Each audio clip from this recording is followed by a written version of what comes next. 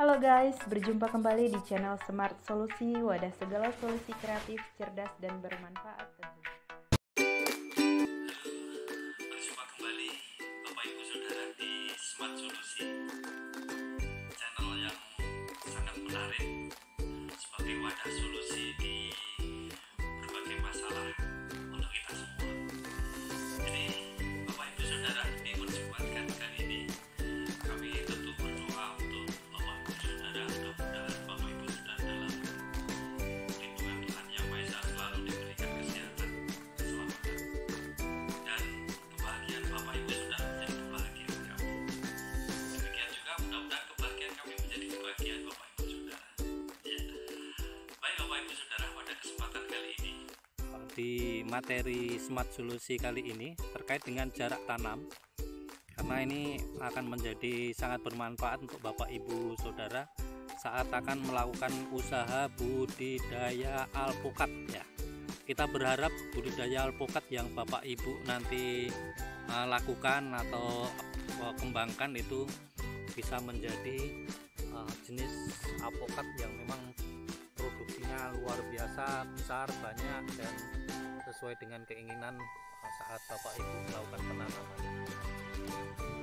Jadi saat kita akan melakukan penanaman, Bapak Ibu Saudara, yang perlu kita perhatikan adalah yang nggak kalah penting adalah jarak tanam, karena jarak tanam itu menjadi kunci saat nanti tanaman itu akan menjadi tumbuh besar. Kita tahu bahwa tanaman alpukat ini juga nanti akan selain tumbuh meninggi juga akan tumbuh melebar ke samping. Jadi jarak tanam yang ideal seberapa sebetulnya jarak tanam untuk alpukat tersebut, ini yang harus menjadi perhatian kita semua ya.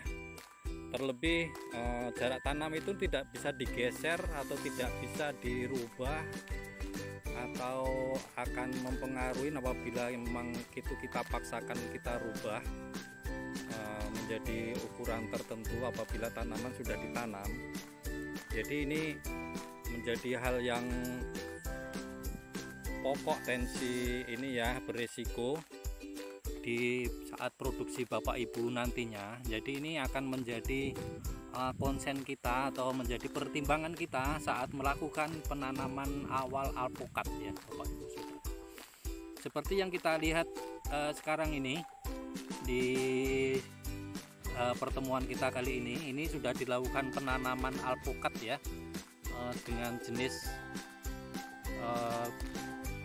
sesuai dengan keinginan di kita semua, karena banyak jenis sesuai dengan selera tentunya ya. Ada yang jenis merah atau yang aligator atau yang lainnya ya. Di sini kami sudah mempersiapkan jarak tanam sebelum dilakukan penanaman, karena jarak tanam itu menjadi kunci tadi itu sebelum tanaman itu tumbuh dan berkembang. Karena jarak tanam itu tidak bisa dirubah saat tanaman menjadi sudah besar. Apabila kita rubah akan menjadi risiko untuk pertumbuhan maupun perkembangan produksi tanaman tersebut jadinya.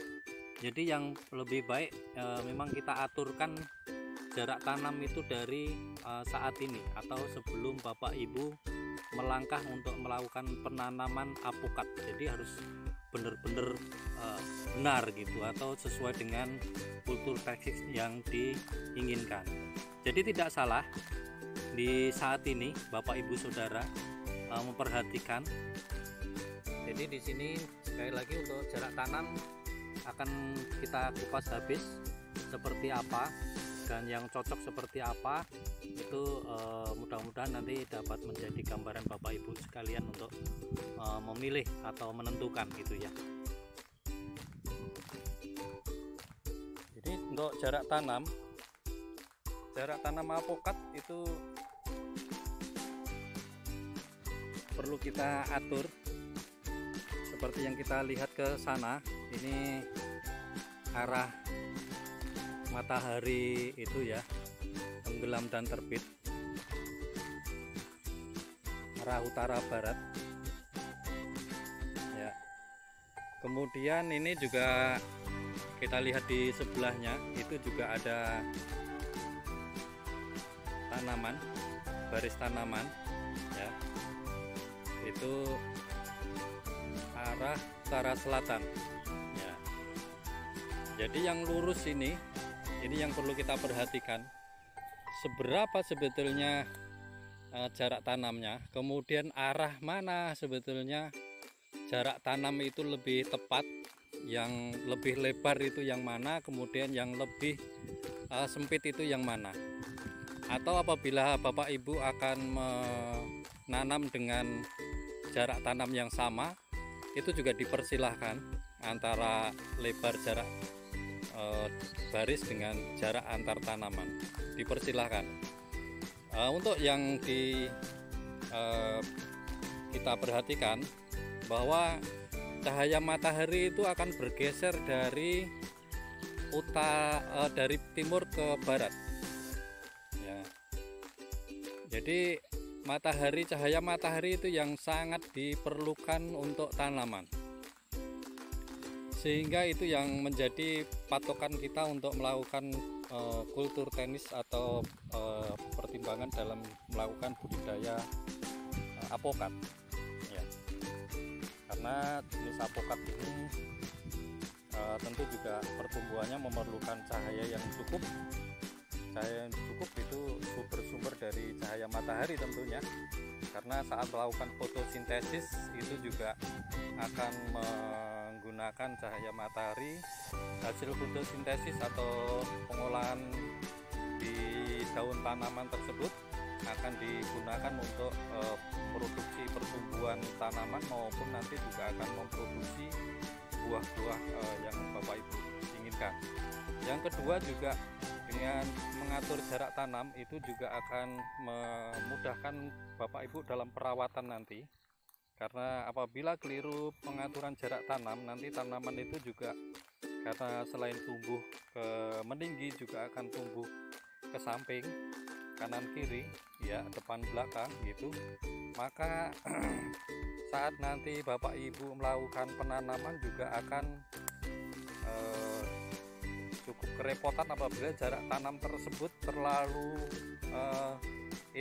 terlalu dekat, karena pertumbuhan tanaman ke kanan, ke kiri atau ke samping tadi, lebih tepatnya kita sebut begitu, itu apabila terlalu dekat nanti akan bertemu dengan tanaman yang ada di sebelahnya ini. Apabila nanti sudah tumbuh berkembang besar ya, karena saat ini tanamannya masih kecil-kecil, jadi masih terasa atau terlihat di situ belum begitu mempengaruhi itu ya di pertumbuhan tanaman maupun nanti saat kita lihat di sini. Jadi dengan Bapak mengatur jarak tanam, nanti saat tanaman itu tumbuh berkembang dan sudah menjadi besar, harapannya tiap dahan itu juga menjadi sumber produksi buah yang Bapak Ibu budidayakan. Maka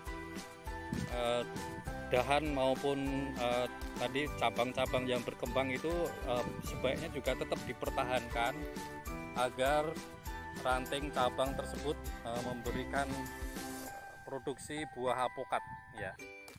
Artinya kalau tanaman tersebut Bapak Ibu usahakan terlalu dekat, maka tanaman tersebut akan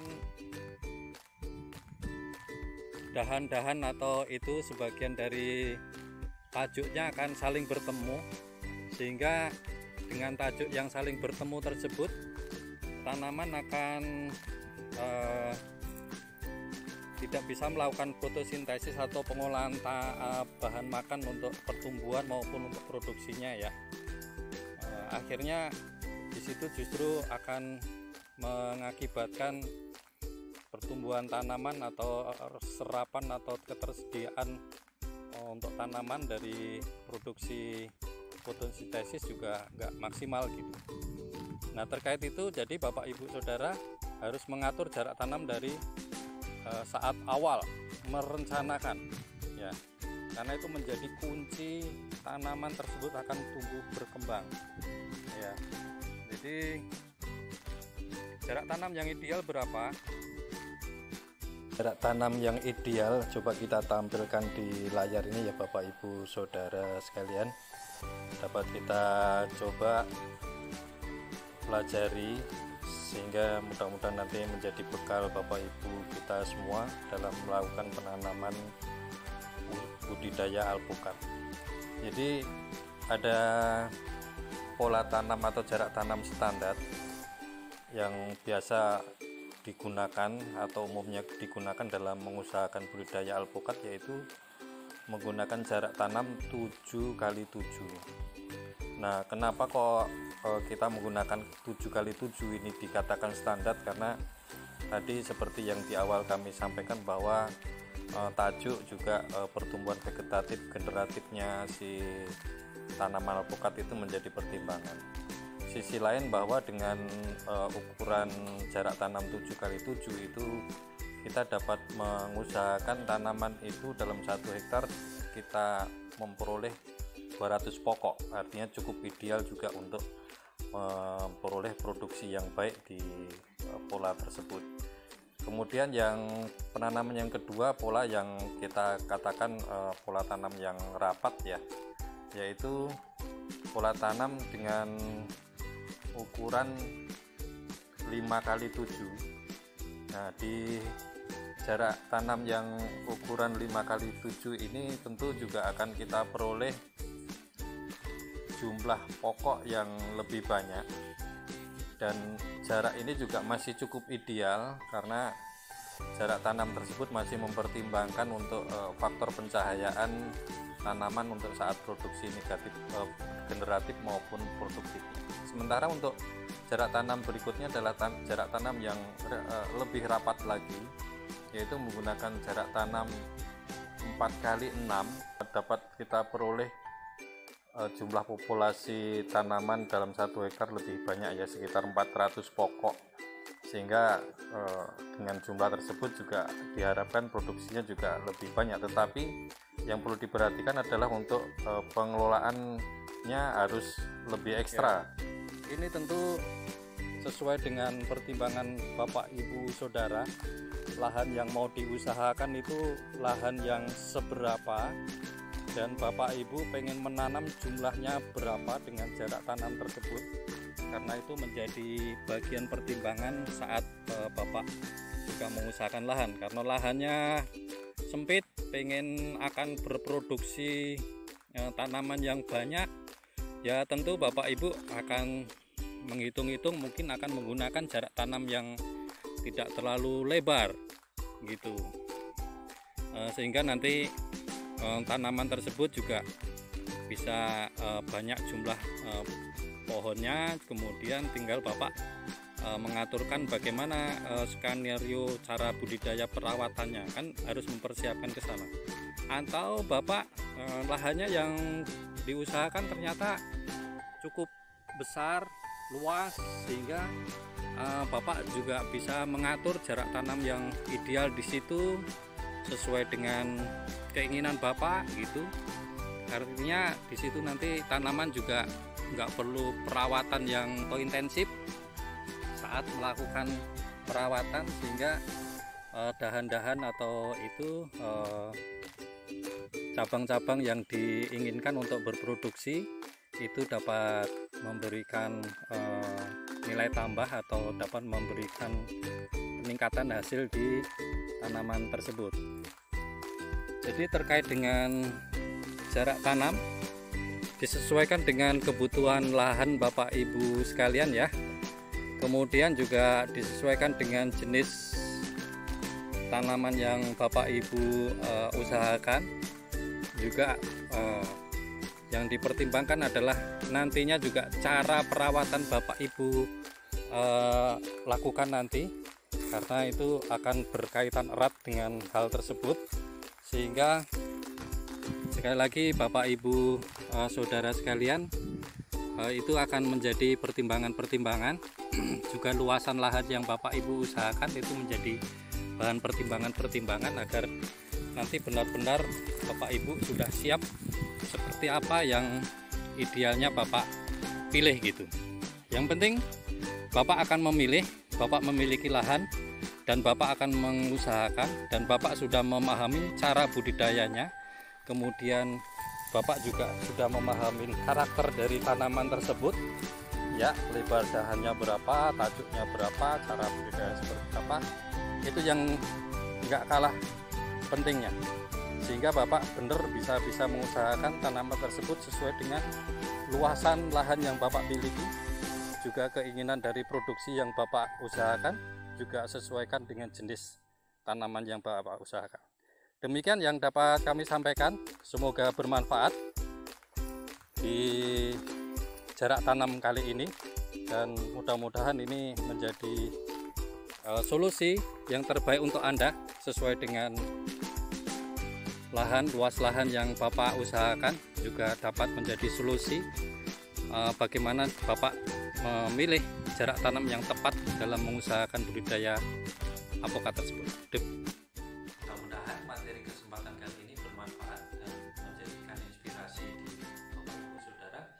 Demikian, mohon jangan lupa like, subscribe, dan komen di YouTube kami.